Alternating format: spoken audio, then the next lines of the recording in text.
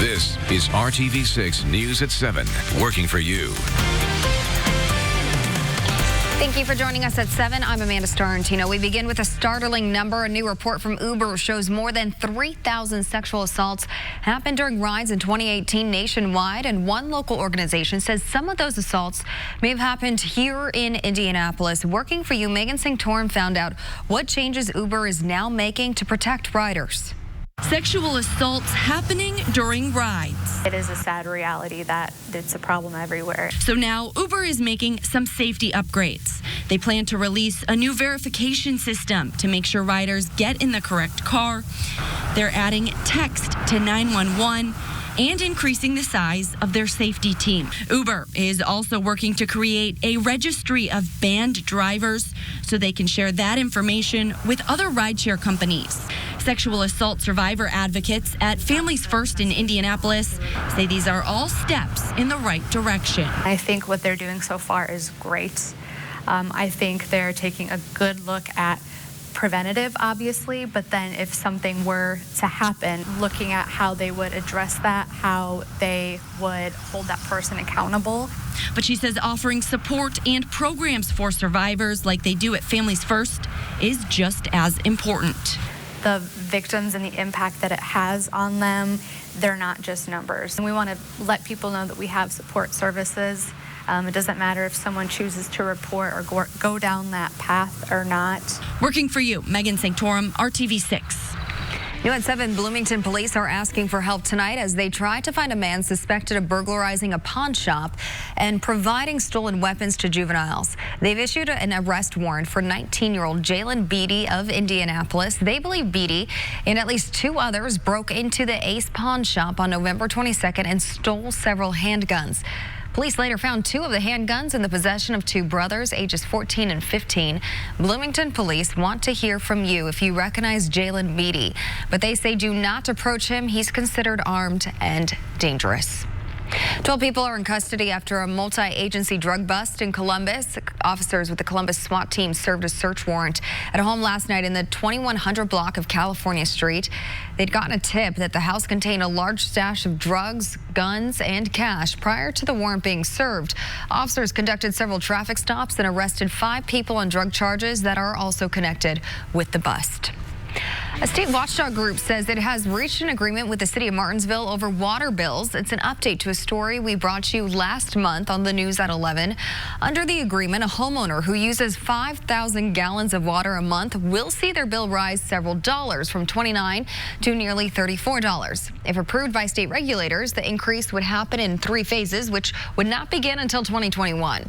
The Office of Utility Consumer Counselor says if the city of Martinsville had its way, water bills would have risen to $35.50 a month. If you drive by the Fishers District on 116th Street near IKEA, you'll notice new businesses are starting to open in time for the holidays. This despite the fact that a major construction project is still underway. 6 businesses are now open at Fishers District, with 17 more set to open over the next few months.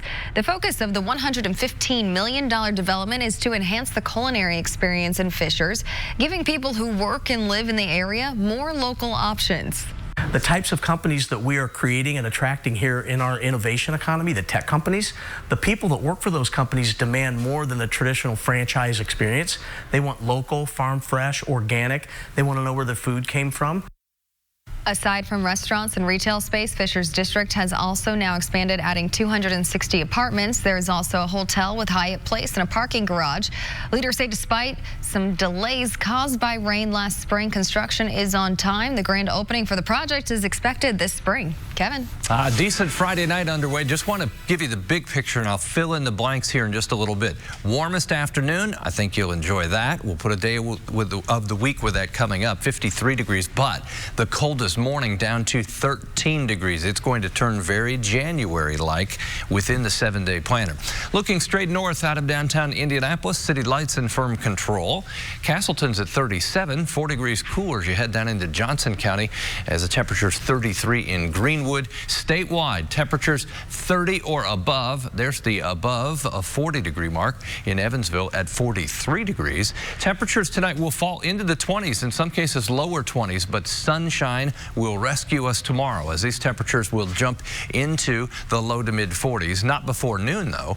Noontime temperature with lots of sunshine at 37. As we go through the afternoon hours, 44. The afternoon high still mostly sunny with the winds out of the southeast at about 10 to 15 miles per hour. What goes up will come down in a big way. As you can see, Monday temperatures comfortably mild, and then the bottom falls out. Details ahead. The suspect in a deadly shooting at a naval air station in Pensacola, Florida, has been identified as a member of the Saudi military who was training there. The shooting happened this morning inside a classroom on the base. Witnesses say the shooter killed 3 people and wounded 7 others, including 2 deputies.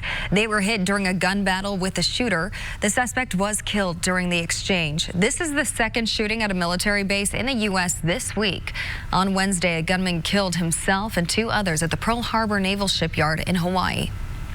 The White House announced today it will not participate in the impeachment process, saying the inquiry is reckless and baseless.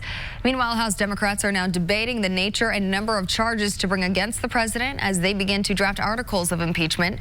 The latest now from ABC's Inez de la Cuatera.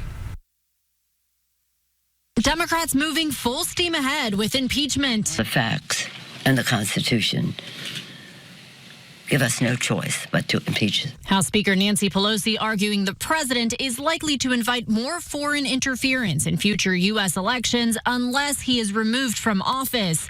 Democrats are now debating what specific charges to bring against the president. The House Judiciary Committee has signaled it is looking at possible abuse of office, bribery, and obstruction of justice.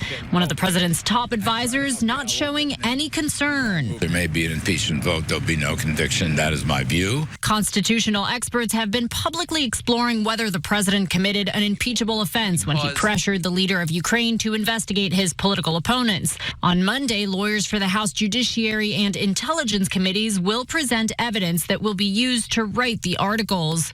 Evidence, proof. It doesn't matter to Nancy Pelosi. It's all about politics for her. And time again, what we see is she puts her own selfish political desires above the needs of the American people. This is about the Constitution of the United States. I don't hate anyone. Meanwhile, Republican Congressman Mark Walker today introduced a non-binding resolution to attempt to force Senate Democrats running for president to recuse themselves from the all but certain Senate impeachment trial. This comes as some Democrats are calling for the vice president to recuse himself, citing conflict of interest. Articles of impeachment are expected to be introduced next week, and the House is still on track to hold a full House vote by Christmas. Inez de la Cuatera, ABC News, Washington. Coming up, the disturbing video just released that calls into question what Border Patrol officials said about a teenager's death while in custody. For some kids with autism, communicating can be very difficult. Ahead, we will show you how a Central Indiana program is helping kids and their families to bridge the gap. Supporting the 6 Shines On Toy Drive. This is RTV6 News at 7, working for you. A video released this week has prompted new concerns about the Trump administration's treatment of immigrant families. The footage shows the agonizing final hours of a teenager from Guatemala who died from the flu inside a U.S. Border Patrol cell. More now from ABC's Alex Stone. Outrage continues to grow after the release of this disturbing video obtained by ProPublica showing the final hours of 16-year-old Carlos Vasquez's life inside a Border Patrol cell. I think it was negligent homicide. Acting Deputy Secretary of Homeland Security Ken Cuccinelli says the agency is overwhelmed and is blaming Congress. Congress hasn't given us the facilities or the manpower to deal with the numbers that we're confronting at our southern border. But John Cohen, former Acting Undersecretary for Homeland Security, says the administration could have diverted resources from other programs or reprogrammed funds using an emergency declaration. Vasquez was from Guatemala and was found traveling alone by Border Patrol agents in May after crossing into the U.S. A week later, he was diagnosed with the flu by a nurse practitioner. With a fever of 103, the teen was supposed to be checked again in 2 hours, then taken to an emergency room if his condition worsened. But instead, he was put into quarantine. The teen can be seen falling to the floor. He then drags himself to the toilet before collapsing again. The video Border Patrol provided to local police and goes black for 4 hours. During the time, an agent logged that welfare checks were being conducted on Vasquez. After that 4-hour gap, the video returns, and his cellmate wakes up to find Vasquez dead and alerts the guards. I think there needs to be an independent autopsy. That was state-sponsored child abuse. Someone needs to be held accountable for it. The Department of Homeland Security says it is now reviewing all aspects of the case, including why there was a 4-hour gap in the tape and apparent inaccuracies in the welfare check logs. Alex Stone, ABC News, Los Angeles. For some children living with autism, everyday tasks can be difficult, including many of us rely on verbally communicating with the world around us. That's why a Central Indiana Autism Center is working to help kids who are nonverbal communicate with their families. Cornerstone Autism Center is teaching American Sign Language to those kids. Board-certified behavior analyst Stephanie Dill Huggins grew up in a deaf home. Since bringing sign language to the center 6 years ago, she says several kids have reached huge milestones in communication. So we've actually had several clients that they started out as non-vocal, they learned signs, and then the vocals came later, and now they're using actual vocal speech to communicate. She says her job is most rewarding when she gets to see a child sign to their mom and dad for the first time and be able to tell them, "I love you." You can learn more about the program right now at theindychannel.com and the free RTV6 app. These days, there are so many options to keep you informed and entertained, but those cable and streaming options can add up on your monthly bills. Up next, how making one purchase right now might save you a bunch in the long run. And it's a cold north wind now. Will begin to change the wind direction as we get into the weekend. That will change the temperature a lot. We'll have details on that shortly. Tech.com. Can I blow that? With cable, internet, and streaming services, it can feel like your bills are getting out of hand. But Annie Taylor found one way you can cut about $15 off one of those bills. So right now I'm paying, $141.28. With cable TV, internet, and Netflix, Nick Clam's bill is over $150 each month. At the end of the month, you end up spending hundreds of dollars on stuff that you barely use. Nick looked at his bill to see where he could cut back. I happen to be paying $15 extra a month for my modem. He noticed if he returned his modem to his cable company and bought his own, he could save. How much exactly? Well, Nick's Xfinity modem is $15 a month to rent. A new modem from Best Buy costs $80. His first year without renting, he could save $100. The second year, he could save $180. Now, that all sounds great, but when the time came to shop for a modem, it wasn't as easy as Nick hoped. There were a lot of choices. There's like mesh extenders and like Google Mix routers, and there's all kind of like little details. You can certainly find that online, figure out which modem to buy, but in the end, what you're looking at is a bunch of numbers. You have letters, and you just don't know what you're getting. That's Jeff Myers with Action Computers. He says the process might have been doable for Nick, but he does not recommend it for everyone. He says, ask yourself this. Do you have somebody who can support you in doing a setup and coming out to help you set it up? Or are you somebody who, just is good with doing everything and you can do it all yourself? We've all had an issue with internet, and usually we call the provider to help. But if you bought your own modem, a lot of times they're going to point the finger at, it's your modem, so it's your problem. When it comes to saving money, Jeff says technology is changing rapidly. And if you want fast internet, you're going to have to keep updating your modem annually, which means financially, buying your own modem might not be the best move. I'm Annie Taylor reporting. And if you decide to continue renting your modem, know that you can always call your provider and ask if a newer version is available. That way you're always getting the highest quality internet service. The Indiana Hoosiers giving a big reward to their head football coach for their best season in a long time. IU announced today a new 7-year contract for Coach Tom Allen that will give him a big pay raise. Athletic Director Fred Glass says Allen will make an average of $3.9 million a year over the life of this deal. That's up from the $1.8 million he made this season. Allen had drawn interest from Florida State and Arkansas after leading the Hoosiers to an 8-4 record this year in their first winning season in Big Ten play since 1993. The Hoosiers will find out their bowl game destination this Sunday. Last game, that IU Purdue bucket game, lots of drama in that, huh? And we've got a big game on ABC tonight on Channel 6. And then, of course, all the folks that are in town tomorrow night for the Big Ten championship game. The weather looks good. Okay, I mentioned the warmest afternoon that we'll have 53 degrees, but I didn't put a day of the week with it until now. Monday will be the warmest afternoon, and by Wednesday, temperatures bottoming out around 13. Could be in the single digits in areas in northwest portions of central Indiana and northwest Indiana.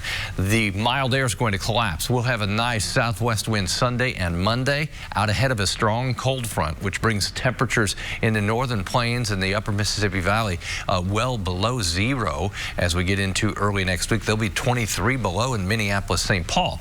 Once that changes, our temperatures obviously start falling. The cold front goes through on Tuesday. Falling temperatures through the day. The core of the cold air usually comes the day after a cold front passes, so that will be on Wednesday that we see our coldest temperatures. Rain is around as a result of the cold front arriving on Monday. Then Tuesday, any leftover moisture, we may see a couple of snow showers. Not expecting much there. And I was just looking back, it was 25 days ago that we had our 2.8 inches of snow. You have to go back to November 11th. Looking good in Indianapolis. Temperatures a little on the cool side. We're cooling down from afternoon temperatures in the 40s, but our morning temperature hit 50. That was the high just around 9:30. 36 in Indianapolis now, 35 in Bloomington. All temperatures will drop into the 20s. I show you this. Typically, we use our TrueCast product to show you timing and location for rain or snow. But in this case, I'm just showing you the clock changing because we don't even find much in the way of cloud cover tomorrow. Any outdoor activity you have planned, just going out and doing some shopping or get some yard work done, it will be dry with lots of sunshine. Noon temperature 37 into the lower 40s through the afternoon hours. Temperatures with the wind out of the southeast not as quite as warm as they will be on Sunday as we start to get a southwest wind. Low to mid 40s Saturday afternoon with all that sunshine. Several changes Sunday, one being the wind increasing, gusting to 30 miles per hour. Another change will be increasing cloud cover, and that will kind of compete with the rising temperature, but I still think temperatures in the 50s will win out. By noon, we're at 50. Afternoon readings in the lower 50s. Lots of clouds, but we'll hold off on any rain, I think, until we get through the overnight and into the morning hours on Monday. Temperatures low to mid 50s Sunday afternoon with a decent amount of cloud cover and those strong winds. Monday, that's the day we expect rain through the day ahead of the cold front, but it comes with mild temperatures. Noontime 52, even start around 50 first thing in the morning. That's the thing you'll notice, abnormally mild to start the day.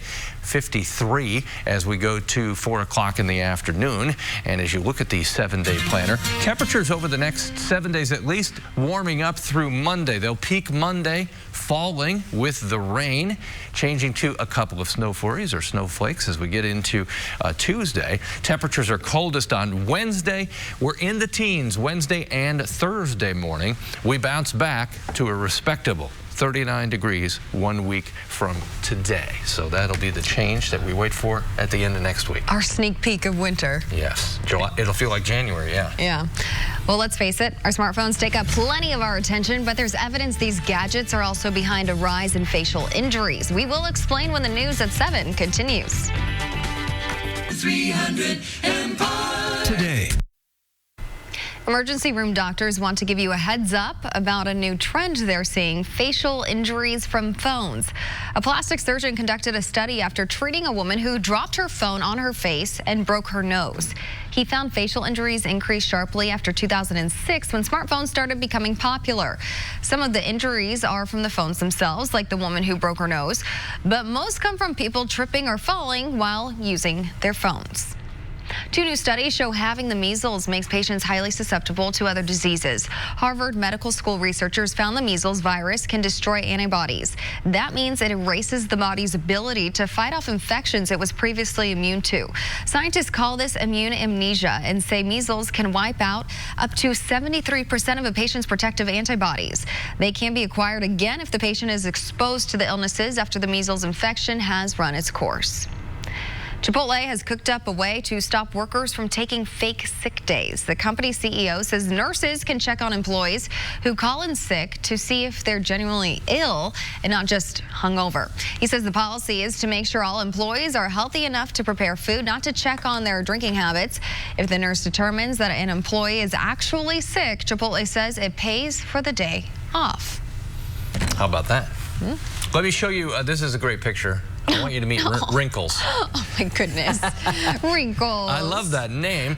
Lisa McGuire sent in the picture of her pup. Thank you. You can do the same. Kevin.Gregory@WRTV.com. I'll be happy to take your dog for a walk. Those wrinkles probably disappear on a warm, humid, sunny day. They just like get steamed out. But they'll be locked in position tonight. Oh, I'd like to have wrinkles under my tree. What a cutie. Well, thanks for trying. I didn't know what you were going to... I was like, you don't want wrinkles? We'll see you at 11. No.